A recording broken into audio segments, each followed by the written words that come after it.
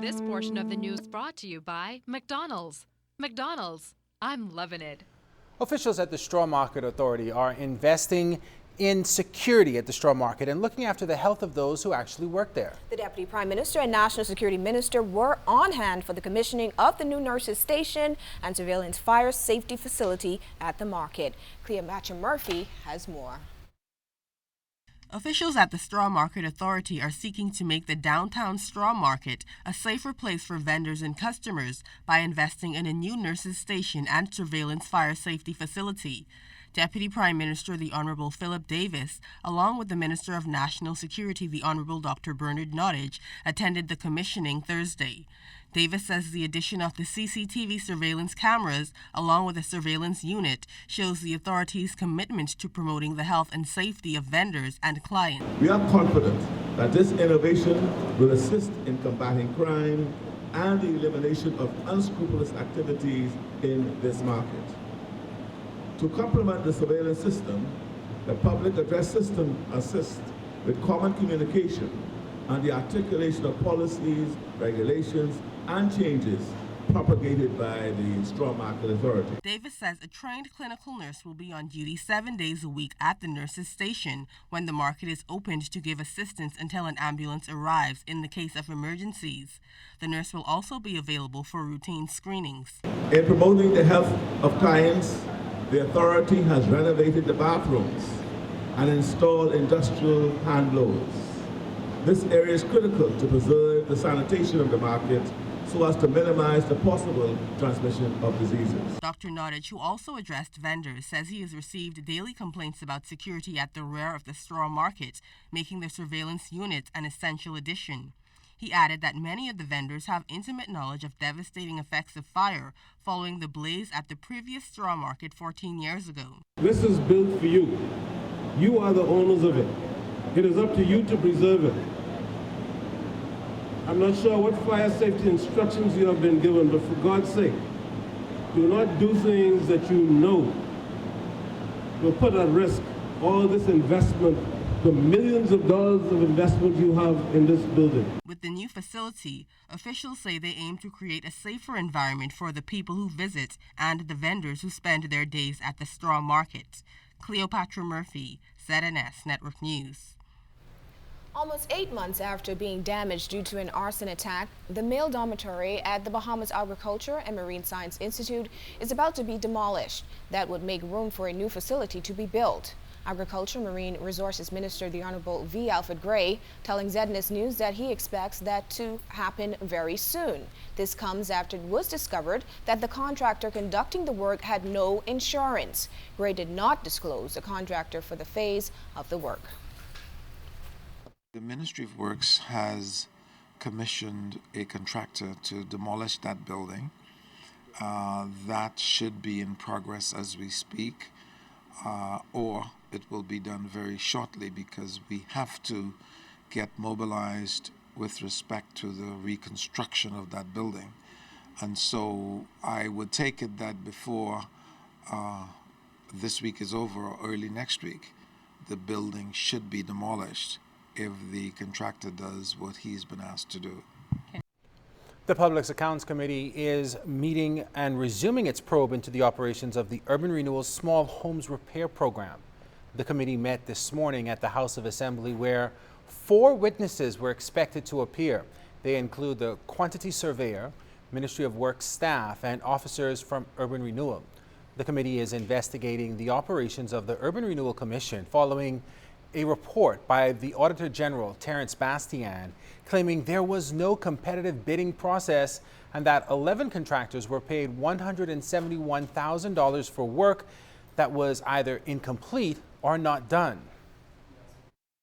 The PAC concern basically is whether in fact Urban Renewal got value for money on the things that they invested in. We've seen overgrown properties that was raised, buildings was raised, or overgrown properties bushes were knocked down. The question is how much money was spent on those things. When we look at the small home repair is a very small thing as far as the monies that was spent on a small home repair. When you look at Urban Renewal itself, you go back to 2012 and all, and to date, probably we're talking about in excess of $30 million that was spent on this program. So the question is whether there is accountability, transparency, and whether in fact the government got value for its money. An independent report found that almost 95% of all repairs were completed, and in many cases, the contractors went beyond the scope of works to effect repairs. The study, which was tabled in Parliament, also showed that the report was carried out by experts in the field of construction and not accountants, as was apparently done in the initial audit. This portion of the news was brought to you by McDonald's. McDonald's, I'm loving it.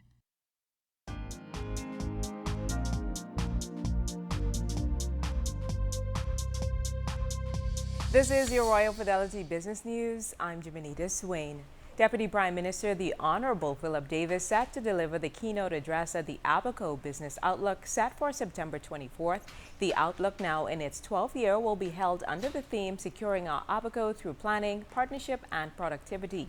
President of TCL Group and Chief Organizer of the Business Outlook series, Joan Albury, said in a departure from the usual pattern of the Business Outlook, the decision was made to secure the participation of the DPM to deliver the main address. Albury said it's hoped at that time the Minister of Works and Urban Development will provide an update on Abaco's mini hospital. In other business news, representatives of the business and civic community recently attended a new series called The Captain's Table at Palm Cay Club and Marina, featuring Cuban Ambassador to the Bahamas, His Excellency Ernesto Guzman. The event facilitated exchange between Cuban and Bahamian businessmen and companies involved in the tourism industry. Participants learned about the existing potential in both countries for the development and expansion of industry that can catapult other areas of interest such as agriculture, health, and education, among others. And in international business news, this one is for those of you who love Krispy Kreme donuts. Apparently, it's losing its appeal. CNN Money is reporting today that its shares plummeted 12%. This after the company reported sales and earnings that missed forecasts and gave an outlook that was, well, pretty much full of holes. The stock is now down more than 20% this year and hit its lowest level since May 2013. What's the main reason for this? It appears that the main problem is that Krispy Kreme fans are only buying donuts at the company's actual stores. That was your Royal Fidelity Business News. I'm Jimenita Swain. Seventh-day Adventist Church member Paul Miller fears that he will be disfellowshipped or stripped of his membership tonight for apparently speaking out on his local radio talk show. He claims the issues discussed on his show are viewed by the church as against the church's principles, but he feels otherwise. Disorderly behavior. The other one is going to be based on start a divisive or unruly organization. The other one is going to be on won't take in orders from the leadership of the church. Our educational system was mandated by God, what we call the blueprint. These are the things we have strayed away from. And as a result, we are not where Christ said we should be. He said we should be the head and not the tail.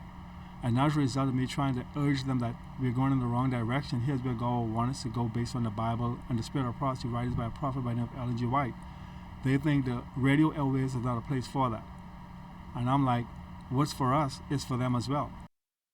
Members of the church have confirmed that the vote is expected to take place tonight at the Centerville Seventh-day Adventist Church. We also contacted the head of the denomination, but our calls were not returned. Miller says he is convinced that his defense will not be enough to keep him as a member of the Seventh-day Adventist faith. BTC has been covering the Bahamas for a long time. For most of that time, the headquarters in New Providence has been the go-to in cases of emergency. But now there's a new backup. Here's tonight's BTC Island Connection.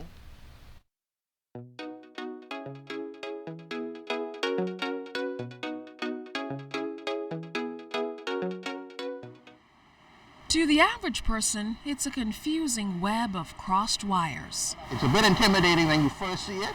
When I first saw it, I said, how do you figure out what is what and who's who? But it's very simple. It's just a code that they have their numbers that connected to it. And you know. I doubt it. You know, trust me. But aisle upon aisle, it's the network DeCarlo Sweeting, BTC's senior technical associate, uses to connect Grand Bahama to the rest of the world. We're in the Nerve Center?